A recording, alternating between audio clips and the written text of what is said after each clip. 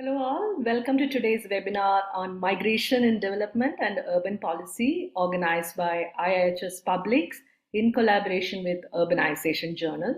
Thank you for joining us today.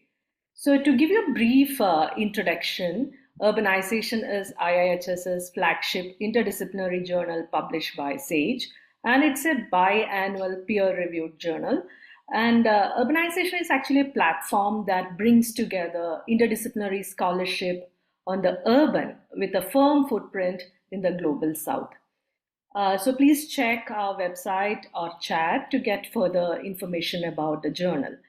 So today's webinar includes contributors to Urbanization's latest special issue that has just come out, titled Future of Urbanization, Migration Policies in the Post-Pandemic World.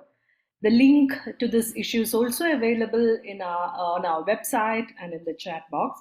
And this issue is free to access till the end of July.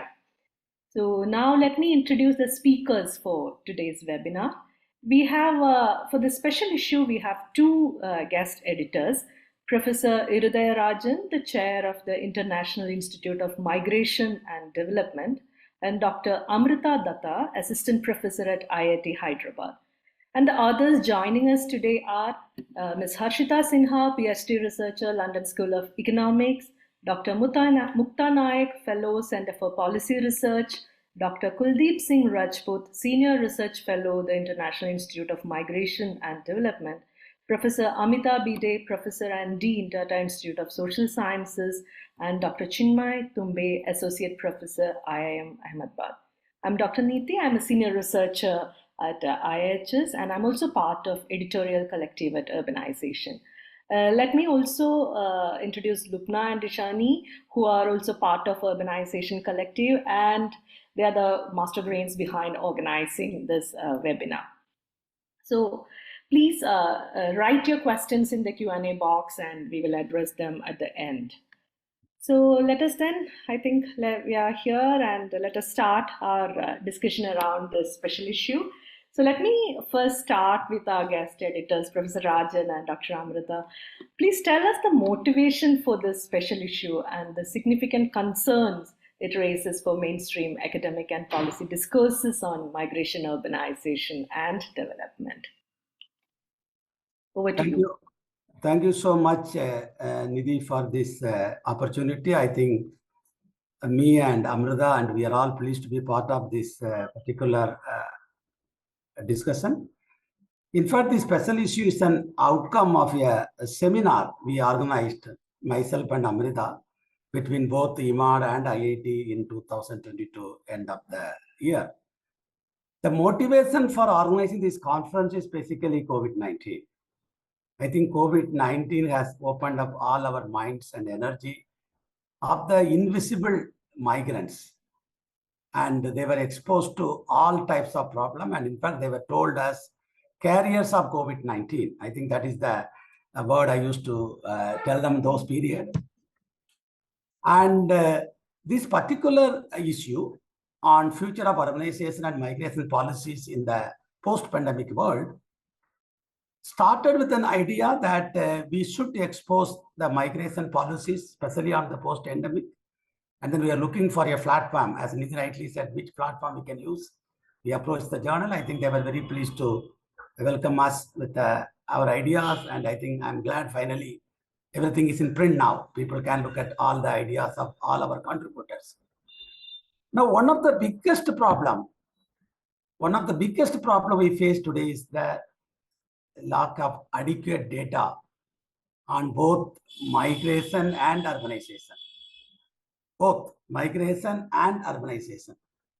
Because of that, we are not able to design any migration policies or programs for the welfare of internal migrants, such as affordable housing for them in the urban areas, or you will hear on one country, one ration card, those issues. We are just walking on the darkness regarding the database on both migration. Added to that, COVID-19 has actually generated a lot of interest on return migrants, the rural crisis, and also NREG, eSAM portal. There are so many things that are happening. in the country, of course, without a migration policy. After 2011 census, we have no data. We have estimates. Chinmay is here. We have some estimates after that. The economic survey, then latest NSSO data. But census will give you a lot of idea on migration corridor, what is happening currently, because after 2011 census, India was talking about smart cities. Now, smart cities mean urbanization. Urbanization mean migration. I think it's a very good nexus between migration, urbanization, and the database. And finally, I want to say that economists in this country, rightly or wrongly, I believe, urbanization will lead to economic growth. That's why they are mooting these smart cities. They want to bring everyone to cities without taking serious policies for migration at cities. Today, all cities in the country, 40 to 50% of them are migrants. How to integrate them to the development policy, I think that will be the focus of today's discussion. I'll stop here. Thank you very much for the opportunity. Over to you, Amrita. Yeah, thanks, Neeti. Thanks a lot to Urbanisation for very kindly hosting us. And, Professor Rajan already gave the context of the pandemic and the urban. And I want to talk specifically about, how is it that we imagine migration in development theory, in development policy? And of course, in our Indian context, even the empirics, I specifically want to talk about rural urban migration. And for us, the motivation also is, how is it? What is the relationship between the rural and the urban in India, right? That is something that, we wanted to think about. Now, we know historically in the Western context, we've had, economic development meant that movement of workers from rural to urban, from agriculture to industry, through the process of structural change, you have Lewis models and so on. Now in India, and as you mentioned, the global south and several other regions in the global south, we know that, rural-urban transitions aren't so linear, they're slow, they're complex, and so on. So I think we want to discuss really what is really the story of migration in India's growth and development. And one of the main reasons that we don't study this is because, like Professor Rajan said, the data is not there, right? Or we have very limited data. And but having said that, many of us who work in the rural and empirical studies have shown that migration has phenomenally increased in the last couple of decades, specifically rural-urban migration, right? So what we know that there's a very clear pattern of rural-urban migration in India. It's from the poor to prosperous regions. It's from the rich to the poor states. And clearly, you can connect the dots between economic prosperity in urban areas and precarity of rural migrant workers, right? And the data clearly shows that.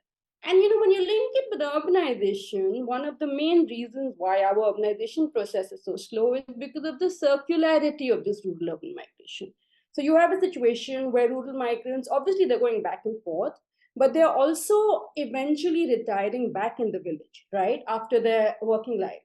So this kind of a circularity has sort of, two broad implications. One is to do with India's urbanization project. Our urbanization project is so slow. Only 31% of India's urbanization lives in, India's population lives in the urban areas because of the circularity of migration. So our desired structural transformation is also it doesn't happen. And the second, of course, is, the circularity of migration means that it's the rural areas that are bearing the cost of production and reproduction of the labor and therefore subsidizing India's urban development, right? And this is something, and this is very closely linked with the exclusionary processes of urbanization that came out in the pandemic, that all of our, contributors in several ways kind of bring forward in their papers. So I think, what we would like to do is we would urge that in our discussion, migration is studied not in isolation, but as a fundamental part of India's growth and development process. And if we do that, then, then it would also then shift the gaze to the root causes of migration, the structural inequalities between rural and urban areas that sort of need to be very urgently addressed for a more equitable development, for a more just development and urbanization. Yeah, I'll stop there. Thanks, Professor Rajan and Amrita. So, it is quite interesting to see, especially in the post-pandemic world, how the imaginary of migration itself is changing and how it becomes a kind of a fundamental, kind of anchoring theme, which is kind of deciding the growth and development story here. And in this, thanks for setting this context quite clear. And let me now move on to Harshita.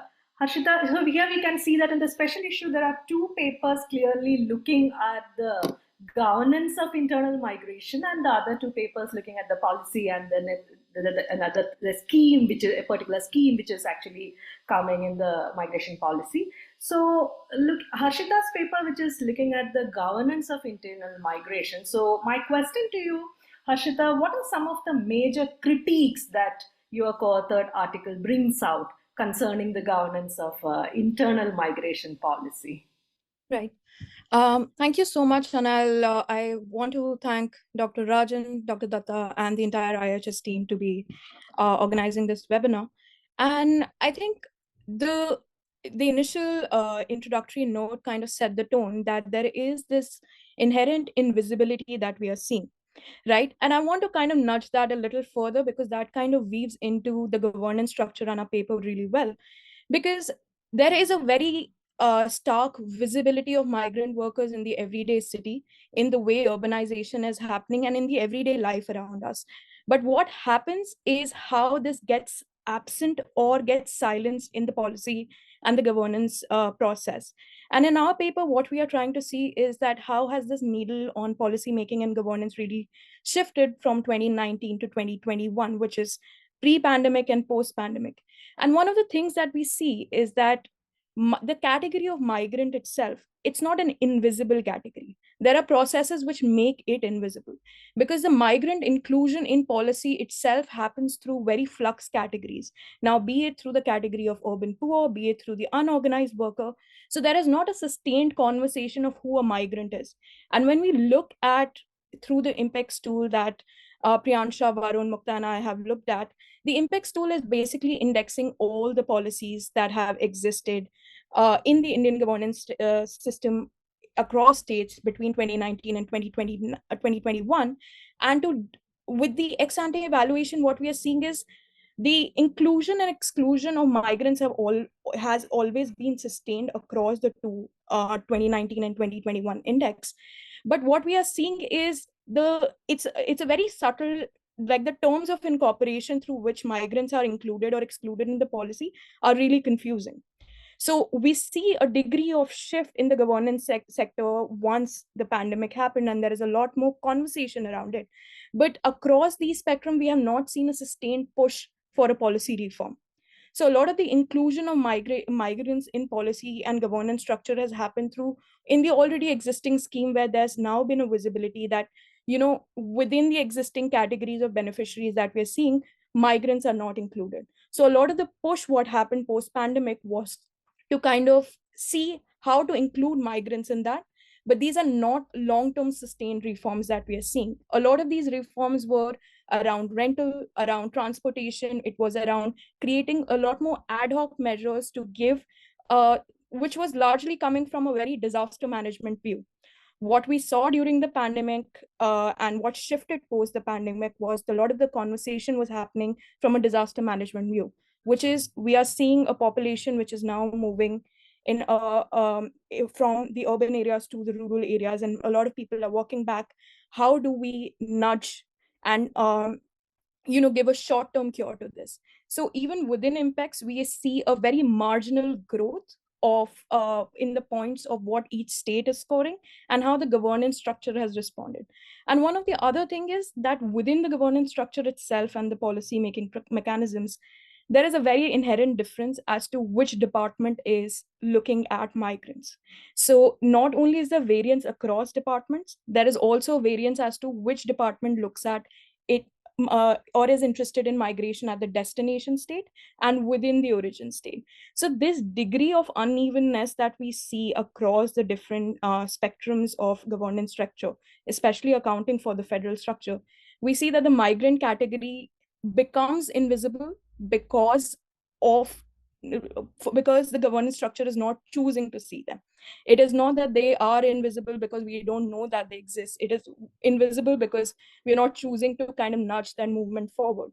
And I think this is a very, very timely discussion on governance, because as of yesterday, when the conversation around Karnataka and a few years back around Haryana comes up, where the conversation is not about the migrant, it is the conversation around the local.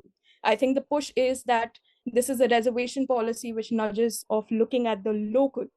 I think that itself kind of puts across the conversation that this how this invisibility is created. The conversation in governance structure is not that the migrants are being left out. It is that we as a state are looking after our resident population. This inherent invisibility and the visibility debate in the policy and the governance structure is something that has sustained pre and post pandemic across board. Thank you. Thanks, Harshita. In fact, this then naturally takes me to Mukta's work, right? So, Mukta, you are also looking at the internal migration governance, and I find it is really interesting. In your article, you used mainstreaming. That's the lens you have used, or that's the vantage point you have used, right? So, that framework as a potential analytical lens. So, why? Can you please reflect on this lens which you have used while looking at internal migration governance? Thank you, Neeti, and to everyone who's made this seminar possible and the interaction between us authors possible in the form of a special issue. So actually, the frustration that drove that article was of having followed or following policy responses to the issue of internal migration for some time, and seeing that there is very little coherence and there's a lot of different disparate actions coming happening together at multiple levels, city/village, state, district, national, but not being able to make any clear sense of it because the framework itself sees itself as very limited. So the policy framework sees migration as a labor issue, doesn't really expand on that, but we see these fragments of responses of migration across different departments, as Harshita mentioned, across different levels. So so my curiosity was really, and we were in through the pandemic also in this process where we kept hearing that Niti Aayog is making a policy, something is going to happen. And there wasn't really something that was coming out of that process, not for lack of effort, but because it is such a confusing and complex space. So I think the idea of mainstreaming, I turned to it partly because I wanted to look in global migration literature, how has the same amount, I mean, migration is and especially migrant integration has been a very contentious issue, has been seen as a very complex and very intractable policy problem that is basically defined as a policy problem in which people are not likely to find agreement or consensus, regardless of how much data you generate. So this particular issue is not going to be solved by generating more data because there are political positions involved, as Harshita pointed out. So the question of bringing in the mainstreaming lens really came from trying to see how this lens had been used in a global migration context and trying to see if that fits in any way in the internal migration context. And as my paper shows, some elements fit and some don't. And COVID sort of reveals itself as a moment in which, because we were motivated to think about migration, certain things did happen, but we already see that there is a loss of momentum in this. So the essential sort of features of mainstreaming, which is multi-level or multi-scalar action. We saw that during COVID, a lot of stuff happened in local through state society collaborations, which is a sort of a horizontal governance kind of a lens, also part of mainstreaming. There was a lot of building on what existed before ONORC was able to be, brought to the fore because it was already something that had been conceptualized before.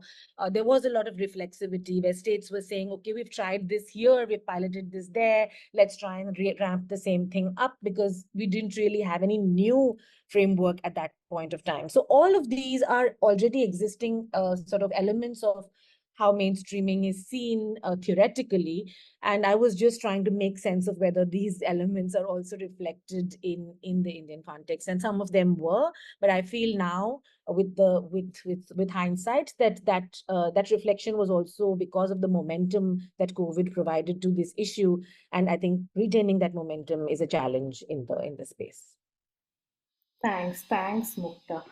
So, as I had mentioned earlier, we have two papers particularly looking at urban policy and migration. And it is here that, Kuldeep, I want to know more about your work, and please reflect on the argument of epistemic violence in urban policy, or even smart city mission that you have looked into your article, which further then aggravates the exclusion and precarity of migrants in a city. Yes, thank you, everyone, for organizing this wonderful brainstorming. So basically, I was more interested to understand what is the knowledge construction process in context of migrants. That is why I have used this very specific term, epistemic violence. So basically, epistemic violence is very interesting term itself, which, the violence exerted through knowledge, legitimizing the process, practice of oppression and domination through the knowledge framework. So basically, I have tried to understand what is the role of smart city mission in context of inclusion of migrants. So I realized that smart city mission is not saying a single word regarding migrants and their inclusion.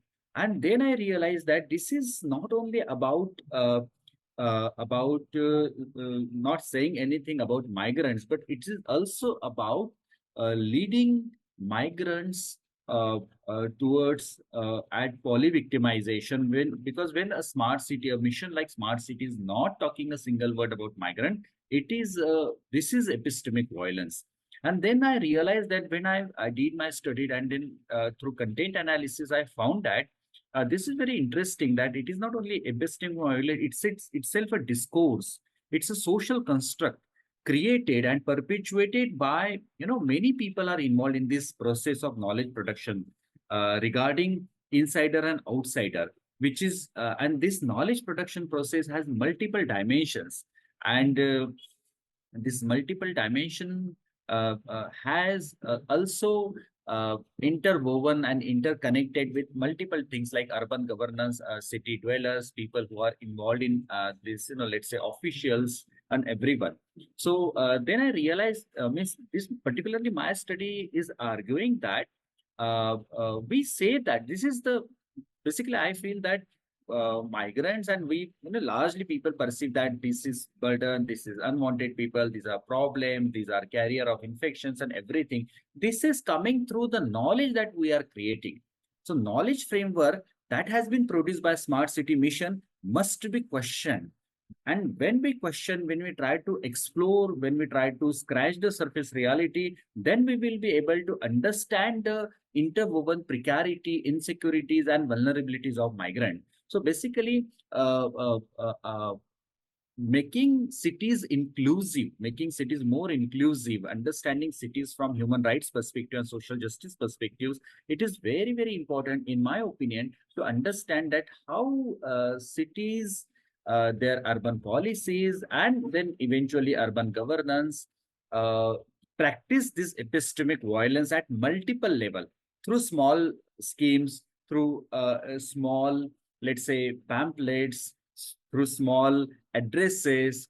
There are multiple levels of such exclusion, and that was my interest area. And then this is how I tried to speak about epistemic violence against migrants, which goes beyond actually dichotomy of inclusion and exclusion also, because through this epistemic violence, it has been seen that somewhere these migrants were included as through e-Shram portal, let's say, because city needs them, and most of the time they are excluded also. So this is going beyond that, and just the process of structured epistemic violence is going on. Yes, thank you. Thanks, Kuldeep. So when we, so it's quite interesting to listen to this, the need to look beyond the binary of inclusion and exclusion, and how different ways through which this epistemic violence is actually happening in cities, and which is kind of aggravating the existing vulnerabilities of these migrants.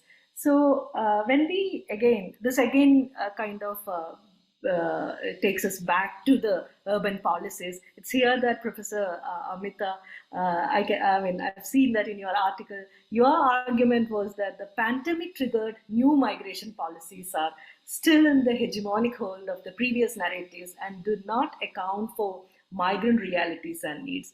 So please reflect on this based on your ongoing, I assume, the action research project which are involved in the peripheral geographies of Mumbai. Thank you so much, Niti, and thank you firstly to Dr. Rajan and Dr. Datta as well. So I think my paper in some ways has a lot of overlap with Harshita and Mukta as well.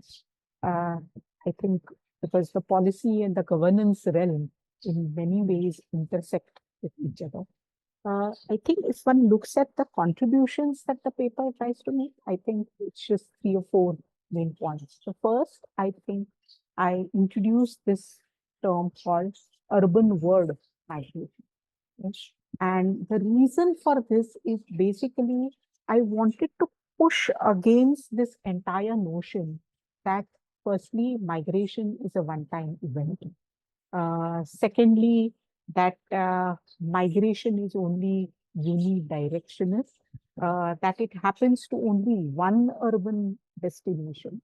And I wanted to also push against the notion of the cyclical, which typically brings to mind, at least in terms of visual, a beginning point, a destination point, and then a return to the beginning. Okay, and in no ways do I think this reflects really the concept and the ways in which migration actually happens, something which I think Dr. Datta also alluded to in her opening note as well. I think the realities of even temporary migration are far more complex, right? And therefore, I say it is urban world, which means that there could be multiplicity of urban destinations which people migrate to at different points in time. These destination shifts, the periods of migration shift, and the overall experience of migration is a accumulative experience. People also build networks. So trying to think of it both from the point of view of looking at policies from the experience of the migrants themselves. Okay? So this is, I think, the first contribution of the paper. The second is in terms of then taking these migrant realities, then to really examine 3 key policies. And I have chosen these 3 policies because I see some kind of a reciprocation in the post-COVID era, that there are 3, I think around 4 to 5 major policies which are set to be taken in order to respond to the migrants. The first is the One Nation, One Ration card, which talks about portability and extending food security and bringing migrants in the fold of that food security. The second is the shelter policy, which is also called the affordable rental housing policy, which has been modified a bit to also include migrants. And the third that I look at is the Shramik cards, I think, which was also mentioned earlier by some of the participants here as well. There are other policies, for example, there is Ayushman Bharat, etc. Yes? But I chose to look at these 3 because there is also a continuity that one can see in the pre-COVID era as well. And if one looks at how these policies actually unfold themselves on the ground, one will actually see that the very construction of these policies, the way they determine their eligibility parameters, the processes which are used to extend the benefit, the institutions which implement them, in all of this, one really sees that the invisibility that Professor Rajan was talking about in terms of data here expresses itself in a clear exclusion of migrants. Okay? And I find it very, very interesting that even in the post-COVID era and in the policies which are specifically meant to outreach migrants, these kind of considerations are completely absent. Okay? And thereafter, I come to my last contribution in the paper, where I argue really that our policies need to be more migrant responsive.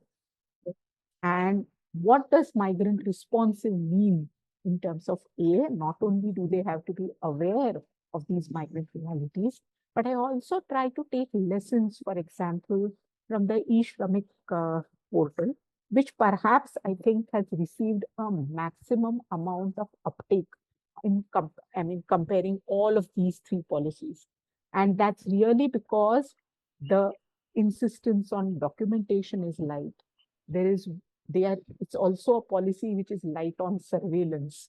On the other hand, its ability to actually extend welfare entitlements and give concrete benefits is something which is still out there and needs to be really seen for itself. But I think this is where I'll stop. Thank you. Thank you, Professor Amita. So, when you finally concluded your session by saying that when you were trying to discuss around policies or welfare policies, right? So measures. So that's when we look at these welfare programs for internal migrants, the major one is always access to subsidized food grains, right? So Chinmay, in your co-authored article, you are looking at ONORC, that is One Nation, One Ration Card scheme. Since there are not many academic resources cover the progress of the scheme, please share the major reflections from your study. Yeah, thanks a lot for this very kind invitation. Today at 11 o'clock in Gujarat, the Chief Minister announced the launch of the Shramik Basera Yojana, which is most recent affordable housing for migrant laborers policy. So clearly, and at the same time, Karnataka yesterday launched a policy which I think will be shelved, which is trying to restrict migration. So migration policies of all kinds, ones aimed to help, ones aimed not to help, are afoot in different parts of the country.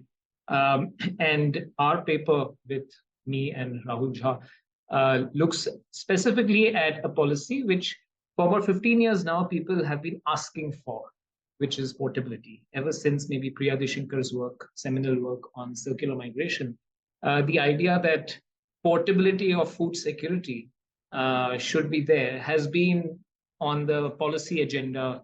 All papers on migration would end by saying, make PDS portable. And now it is.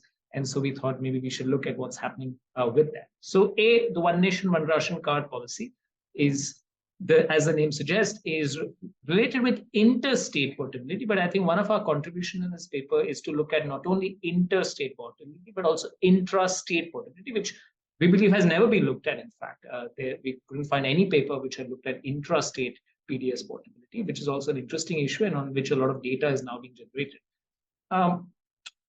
Broadly, we find very briefly, we looked at the first full year of the data because it was launched in 2019, but a very few states took it up, and COVID was really the trigger, as people before me have spoken, and a lot of states got their act together, and by 2022, all states were on board. And at the end of it, what you have now is a plateauing. You can see the seasonal variations, and of course, it's plateauing at about 500,000 transactions per month. So that's where we are on the One Nation, One Ration Card scheme. And of these 5 lakh transactions, about 70% offtake is in Delhi alone. So some contributions of our paper is that what is the potential size of the One Nation, One Ration Card scheme, especially if you compare it with the intrastate portability? And we think that at least if the Delhi is the max, and then if you look at the Delhi comparison with other cities and so on, there's virtually no offtake in Bangalore. There's virtually no offtake in South India more generally. There's very little offtake in Bombay. But Delhi, Haryana, and a bit in Bombay is pretty much where the policy is. So large parts of South India is pretty much blank right now. And that's because it's not because there are no migrants, it's because this policy is virtually unknown. And there is definitely a scope to increase from 500,000 transactions to what we think is at least 2 to 3 million transactions. So our first finding is that it is seriously underserved right now. And then, of course, the question is why? And there are factors at both the demand side and the supply side. The demand side, I think and that's a reflection for academics as well. For a lot of us who have been pushing for PDS portability, the idea that, how many people really want PDS portability? And it really comes down to people who are moving with families, because a lot of the single male migrants are going to be eating in canteens, where canteen actually welfare policies make sense rather than PDS and so on.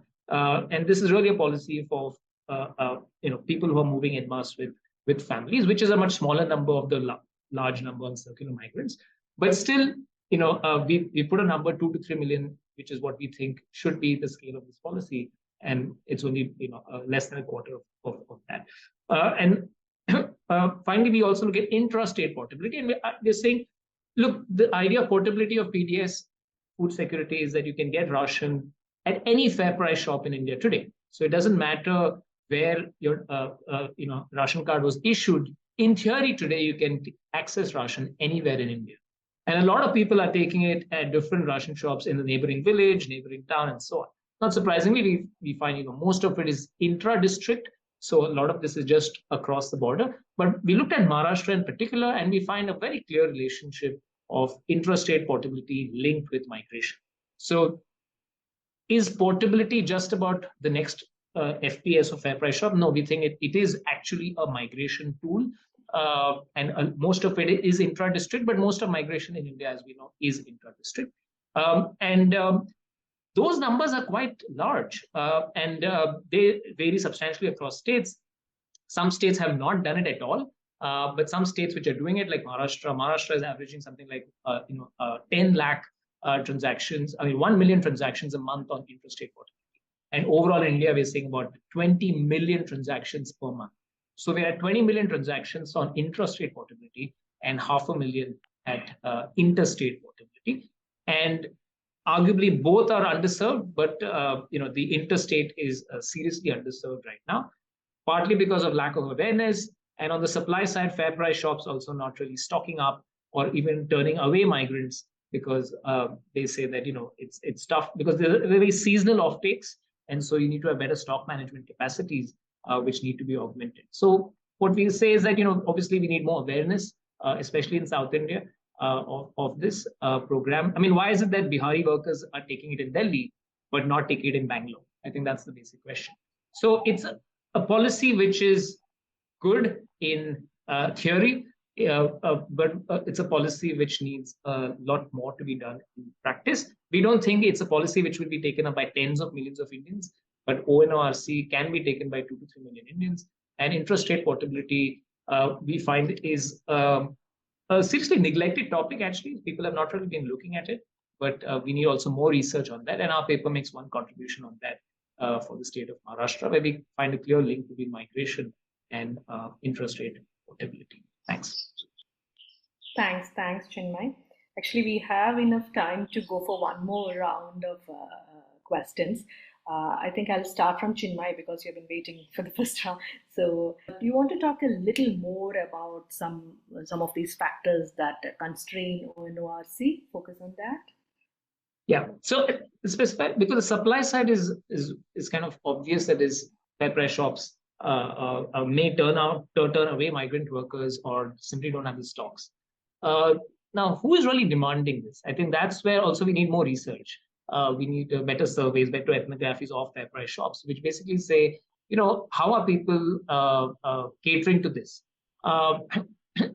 Is it just the men, or is it also women? There's one paper which suggests that women also are taking in kind of male clusters vis-a-vis kind of male and family-based clusters. What is the kind of offtake by slums, etc., etc. So I think that's a big question mark. And we have just, the paper's thrust has been on trying to map out the overall scale of the program. But we need very good, this also actually invites further research, specifically on FPS, that is the fair price shop. I mean, if there's anyone looking at this and asking for a research question, I would say go out there and interview FPS shops, or just stay at an FPS shop where the nice thing about, of course, of the ONRC is that the data is available online. And you can literally see transaction level data online, which means you can actually go to a fair price shop on the ground, where you know a lot of transactions are happening, and just observe this market very closely, and really try and understand the constraints much better. So I do think that there's a fundamental constraint in terms of the type of migration that is involved. And of course, the reason why Delhi is doing so well is because it was linked with COVID. I mean, COVID, they started this during 2020 itself in a big way. And COVID was such a crisis situation that people got hooked onto the system, and that has persisted. Whereas the states clearly, which came late on ONORC, have not been able to attract migrants in the same way. So there is also that kind of let's say, a serendipity kind of a factor here as to how Delhi got kind of into this ONRC and not Bangalore or Hyderabad or Chennai and many of these cities. But I do think the South Indian states need to do much more. We know there are a lot of North Indian migrants in the South, but we see virtually no offtake. And it cannot be the case that the Bihari migrant worker, as I said, is taking offtake in one city and not in many other cities that he or she is going to. Yeah, so that's where I'll stop here. Thanks, Chinmay. So that then indicates that the state level migration policy matters a lot, right? So it's here that, Harshita, I'm coming back to you because you have done a detailed analysis on impacts data. And so my question to you is, what are some of the lessons from the state level migration policy in India based on your, impacts analysis in the wake of COVID-19 pandemic can offer to other countries with a larger migrant population? Right. Thank you so much for the question. And as I answer the question, I also want to reflect on one of the points that was raised by Dr. Tambe, which was around why we are seeing this disparity in Delhi and Kerala. I'll briefly just address that and then go into the question. I think Kerala, and this kind of weaves into the question, that Kerala is a very unique state where we see a migrant policy existing. So across the different states in India, and in my own research, I'm seeing that across the different states in India, we have very different inclusion and exclusion criteria of where migrants are included and excluded.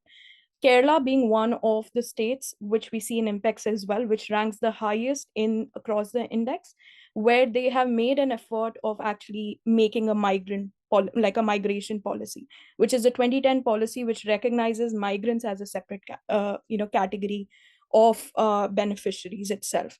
And I think when we are looking at the fair price shops as well, between Delhi and Kerala, one of the interesting contrasts that I see is that in Kerala, this policy had existed even before the 2019 conversation around ONORC starting. The policy existed from as early as 2012. However, when I was in the field and trying to interview people to ask about the fair price shop itself as to, are you actually giving the the ration to migrant workers?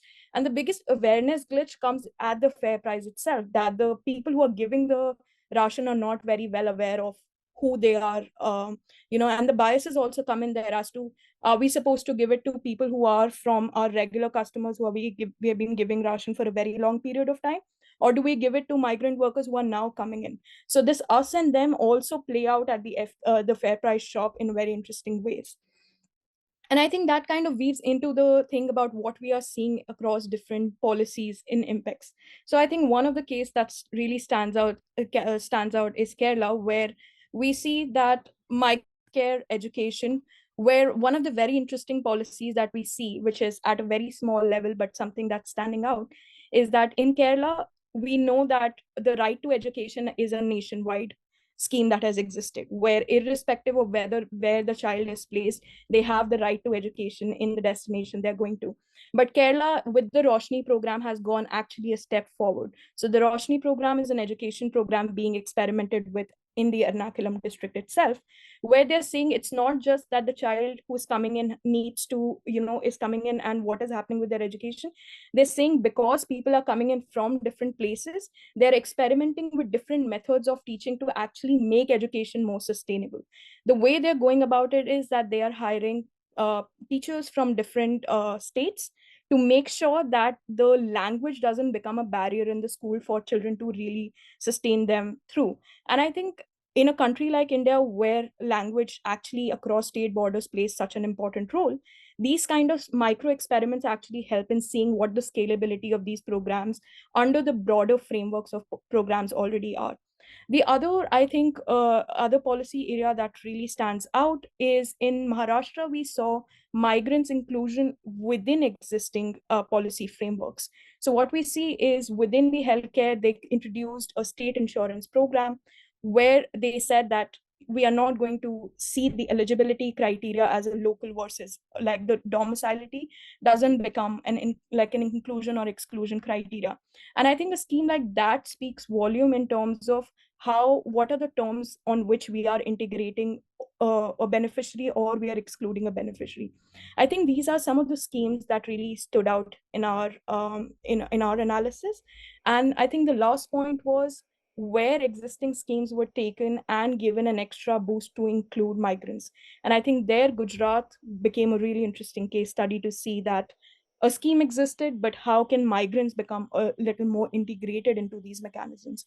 So I think these speak to the larger, in other countries as well, we are seeing urbanization as well as climate induced migration. These kind of schemes and the kind of problems can be a very interesting test case to see how they can be scaled in. Thank you. Thanks, Harshita. I think it is here that Mukta, I think the mainstreaming, right? So as a reflexive approach to address the multi-scale complexity of migration matters a lot. And then, so based on this framework, what are some of the future directions for the migration policy and governance you envision? So one of the key observations from whatever data I can review was this exactly what Harshita is saying, that a lot of action is actually happening at the state level and even below at district level through a series of initiatives because of triggered by local conditions, triggered by local capacities, local enthusiasms, local abilities for states, for the bureaucratic actually officers, for bureaucrats to collaborate with local actors and so on and so forth. But just after COVID, we actually tried to convene conversations not just across state, but between bureaucrats and other kinds of actors. And it's quite difficult because bureaucracies are not, while on one hand they are trying, especially during COVID and post-COVID, they are trying to address this, and they may be sensitive to some of the vagaries of migration. Amita's paper in this is based on her work in Mumbai, and in very large metropolitan cities like Mumbai, the exclusionary forces are very, very stark. But we see that a lot of these initiatives are coming from smaller places where, these the lines of exclusion and inclusion are not so maybe not etched in stone in that way. But at the same time, bureaucracies also hold the line on the state's intentions. An example is on-ground exclusions in Kerala's implementation of its policies is not something that the bureaucracy will admit in meetings which are intended to bridge these kind of divides. So what's happening is, while there is potential for mainstreaming, a systematic way to actually do it through sharing experiences across states and through bringing all these various experiments together and analyzing them critically is always stymied by some anxieties around, are we being seen in a success failure kind of way? Especially, I think COVID created a lot of anxieties around addressing this category of migrants who became sort of the focus of the sympathy and the concern of the larger media and public. I think what I feel a little concerned about, and I'm heartened, it's heartening to hear Amita and others saying that some of these, and even Chinmay's beginning announcement about Gujarat government, housing related initiative. I think I've been a little disheartened at not seeing the momentum carry through, but maybe I'm impatient about the pace of change that those of us who are working in this sector would like. But the change is happening, because my paper's key finding was that that migration is now very well acknowledged as a multifaceted issue. We spoke to so many bureaucrats during our research across 5 Indian states, and nobody said this is just a labor issue. So that, I think, has been completely upturned, and it's this facet of migration is now being seen by bureaucrats, regardless of which department they're in, and far more open to seeing this particular aspect. The only thing is that it's not very formalized in terms of how it's expressed in policy, and it takes time to for good practices to sort of seed themselves. I mean, the way I'm hearing, Arshita, Kerala's attempts at language or language sensitivity in education is very much related to what Odisha did before with its MOU with Andhra Pradesh and Astral Andhra Pradesh. So clearly, over a longer period of time, these ideas do travel. But what do we do as people who are who want to support or nudge policy in certain directions to help them travel stronger, help them travel faster, help them travel with the right lessons? I mean, those are the kind of questions that I take away from the work that I did on this paper. Thank you. Thanks, Mukta. Uh, I'll focus on your point about the line between inclusion and exclusion and the role of the state, which then takes me back to Kuldeep's point about epistemic violence. And Kuldeep, could you please reflect on what are some of the inclusion-directed interventions which have the potential to contribute towards positive impact on the lives of migrants, apart from the cases which we have heard from your study Yes. and your readings? Yeah. Yes. So, see, I think that, what my study is basically limited to Pune's Smart City Mission. So I found that there is huge scope for the mainstreaming inclusion of migrants. What could be the first step? What could be the basic step? First of all, I think we need to make migration friendly cities. Migration friendly cities is something which is very, very important. And fortunately, Ms. Professor Rajan and I have written on paper also that migrants are visible in manifestos also of BJP and Congress. So this is something, a good sign. But now bureaucrats, now urban governments, whether they are really open and whether do they have means how they are going to include, how they are going to address the issues of migrants. It could be food, it could be education. Someone has given, yeah, Ashita has given example of Roshni project in Kerala. We don't have any project in Maharashtra, particularly I'm looking at ground realities also. In Pune, there is no project. There are some projects run by some organization, but they are also getting issues of funds. So no one is interested to talk on education of migrating children. So, multiple issues are there which has to be addressed with a larger level, with a strong political will and strong bureaucratic support. And this will come when there are some specific provision of inclusion of migrants in mission like smart cities. When there will be some clause, when will be there some orientation, when will be there is some discussion that chalo, how we are going to address, how we are going to identify migrants among unorganized laborers, what are their specific needs. Then I think and I also want to add one more point that uh, so I said about my in my paper about middle class centric cities. So this is very prevalent in case of city like Pune. People are really not aware about the problem faced by migrants. They are aware, they have seen in films like Bead, uh, they have reading in newspapers, they have some concern also. But how to address this is, I think, where bureaucrats and citizens, city dwellers, particularly middle class people, can come together through organizations or through civil societies, can play a very important role in the inclusion of migrants. Uh, and also, I think we also need to talk about, as I said earlier, that migration friendly city. So, are we ready to welcome migrants? First of all. Second, if we are ready to welcome migrants, how we are going to accommodate it? We are welcoming migrants because they are cheap laborers. That is the actual point of view. But are we really providing them some, are we going to accept them as a decent, let's say, are we going to provide them some decent wages? Basic rights, civic rights, are we going to address them? And then how is something very important. And for to address how, we have to work at multiple levels. So that is a positive sign that manifestos are talking about migrants, but still smart cities mission, and particularly that is mission is administrated by SUVs. So special purpose vehicles, sorry, special purpose vehicles. So that is a board that has nothing to do with these elected boards, urban elected local bodies. So this is a isolation. So these board this is a technical board to bring infrastructure in cities. They are not interested in human rights, social justice perspective. I think this sensitizing these boards like special purpose vehicle people also very could be a part of inclusion of migrants. Yes, let's stop it. Thanks, Kuldeep.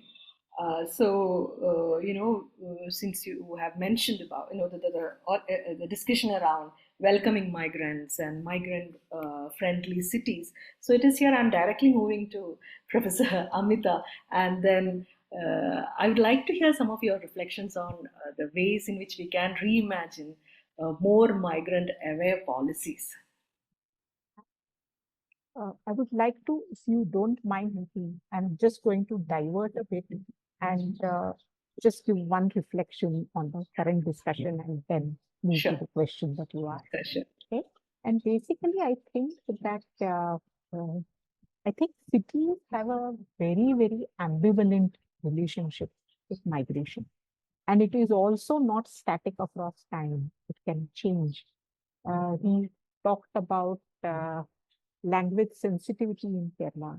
At one point in time, the Mumbai Municipal Corporation ran municipal schools in 7 different languages. Okay. It is now cutting down on those 7 languages.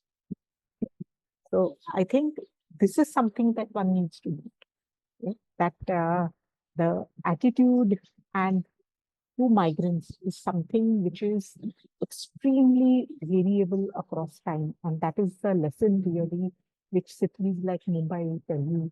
The way in which the city's socio-cultural and political economy changes, I think migration and the issues towards migration change. The second quick point is also that we don't just have poor migrants, right? And cities do want migrants of a particular kind. Right? You want to attract international students, you want to attract international capital, and the people who are poor, unskilled, or you want them only up to a particular extent. Right? So with these comments now, let me move to migrant aware and migrant responsive policies. Okay? And so I think today when we talk about, or when I talk about migrant sensitive policies, I am very conscious that I am talking of migrants who come from lower socioeconomic groups, whose skills may not be recognized as the formal skills, even though they may possess them, whether it is as construction work or whether they are contributing to domestic work or security and so on and so forth. These are all the services which are required by the city. But their realities and their data is something which is not just perpetuated by policies, right? So the policies which become blind to migration are our city systems ask themselves, whether it is data systems, who prepares the data systems? It is economists, it is demographers who when we think about policies and their eligibility parameters, who prepares them, what is responsible for them, who operationalizes them. I think one needs to look at each of these city systems itself. And there is also the big parameter of city politics, right, which is increasingly ambivalent about and very conscious about local identity, protecting those local identities, reserving opportunities for the locals. And so I think these are the larger contexts which are also influencing this migrant awareness, right? So now I come to this really aspect of how does one become aware of this particular class of migrants who come with lower skills, who may be intra-district, who may be interstate, right? There is much greater sensitivity to the intrastate, same language speaking migrants, and a tendency to include them rather than the interstate. So when one is thinking about migrant responsiveness, I'm also thinking of the interstate migrant, right? And awareness about them really means an awareness about where do they work, what kind of work do they do, where do they stay, under what conditions do they stay, who makes their living arrangements, what are they paid, what is their contribution to the city. And these kind of studies and this kind of data, unfortunately, we seem to have only in very, very few forms, like a case study of a particular site, a particular form of work, and so on and so forth. And I think much more than the quantitative data, the numerical data, we really need city scale data of this kind. What kind of migrants, temporary migrants, short-term migrants does a city attract? That's one. That is what I mean by awareness of realities. The second aspect of responsiveness is automatically all our policies tend to also be very heavy-handed on the documentation which is required. Whereas when migrants come to cities, they either come through their own social networks or they come through employers or contractors or whatever. Now with this, and the employers want to be invisible. It is not just the migrants who want to be invisible. It is the employers who want to be invisible about their enterprises and hide a whole lot of data. And as a result, such documentation, for example, previously, a lot of data linked to construction workers required that the contractor should certify that the person has worked for a certain number of days. Okay? Now, this is a clear, I would say, exclusionary parameter, because there are going to be a few contractors who are going to be willing to certify this. I have seen, even in case of domestic workers, employers being reluctant to sign off their names against the forms which register domestic workers. Okay? And therefore, I think this difficulty nobody is recognizing. We need to therefore give more emphasis on the source side documentation. Right? That's the second thing, I feel, migrant responsibility. The third, I think, is the very, very clear thing that any kind of migrant benefiting policy, it cannot be premised only on workers who themselves tend to underinvest in the urban.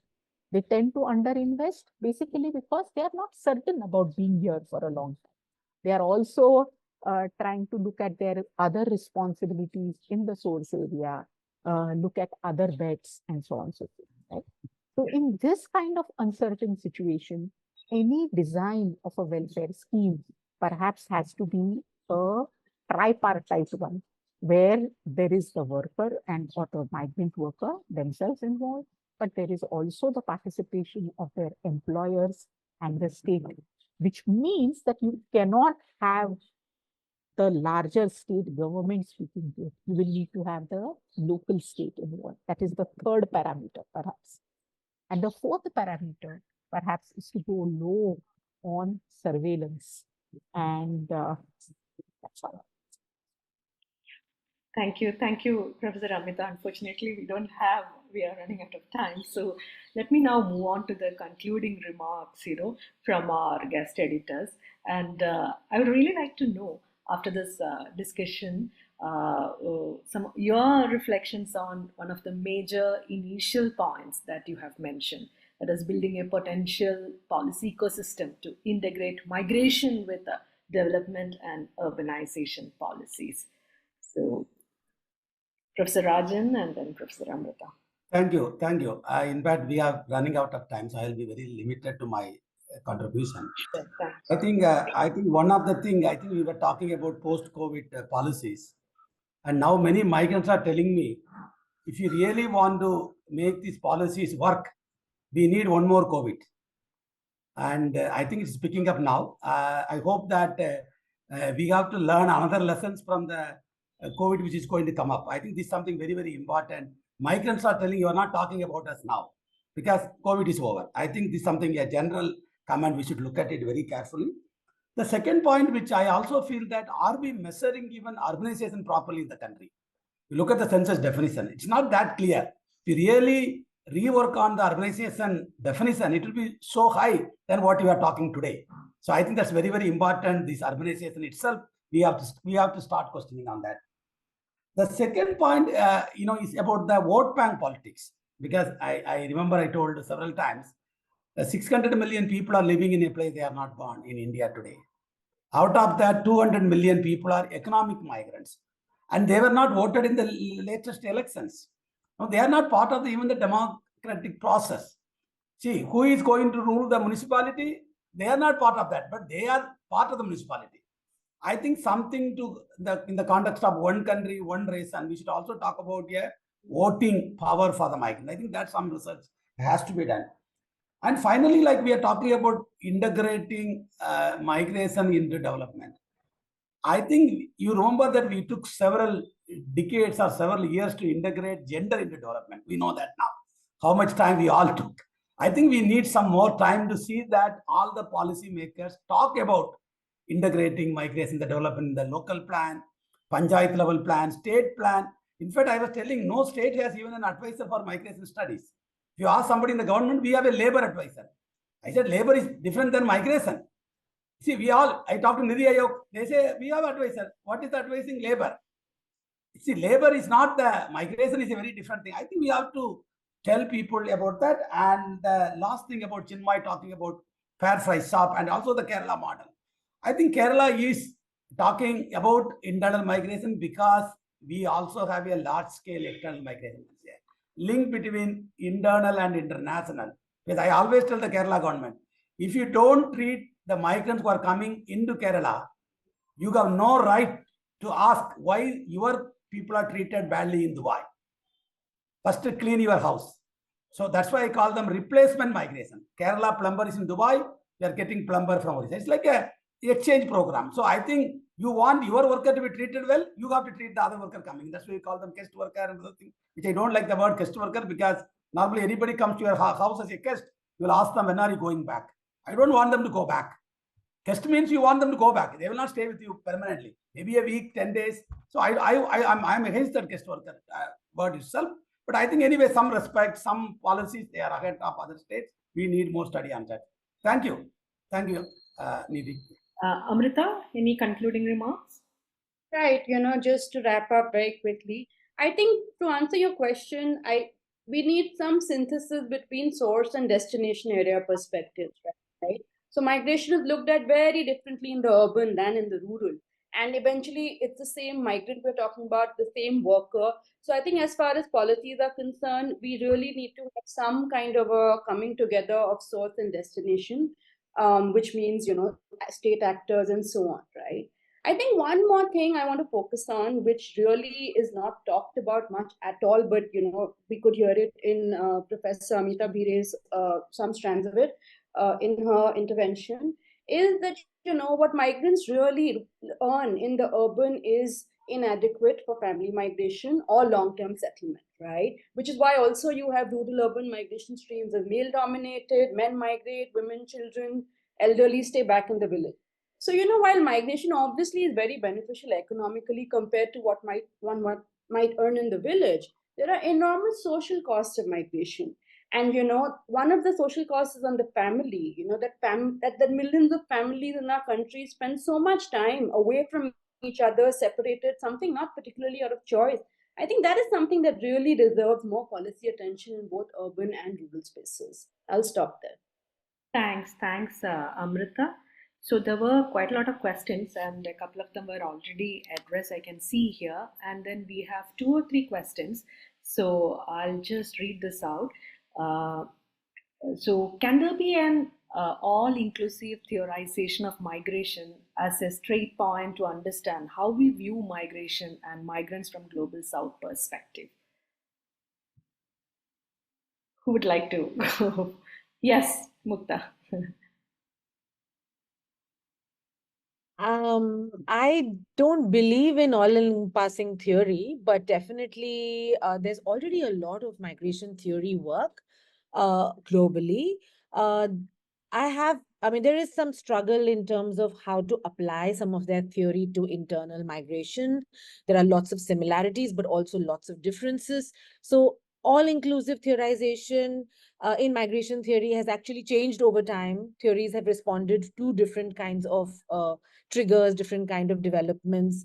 And it's an ongoing process of theorization. I mean, we have moved far from a very push-pull neoclassical theorization of migration. And in this collection of papers itself, we see how differently authors have conceptualized migration and, proposed actually new ways of looking at migration. So I think we're just making theory with every new set of new spate of research on migration. And there is something to be said for reevaluating how work on migration during COVID has actually contributed to theory making on migration. And there are a lot of people around the world reflecting on exactly this issue. So I think it's a work in progress, and there's no catch-all here.